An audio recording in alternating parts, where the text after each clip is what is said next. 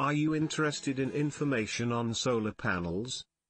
Humans have used solar energy since ancient times in many different applications, including the drying of crops before conservation and heating of houses.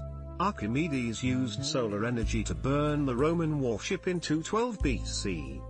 He concentrated solar radiation on the enemy army ships using many of metal shields. Babylonian women also used golden vessels to concentrate solar radiation and to obtain fire, solar power. Many scientists have used solar energy to melt metals, heat the air, convert water to steam, and distill water, and there are global plants for irrigation using solar energy. Today man is still inventing renewable means to take advantage of solar energy by converting it to other forms.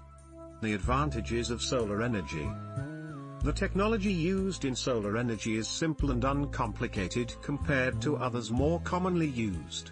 Solar energy conversion. Solar energy can be transformed into other forms of energy, such as electric power and thermal energy.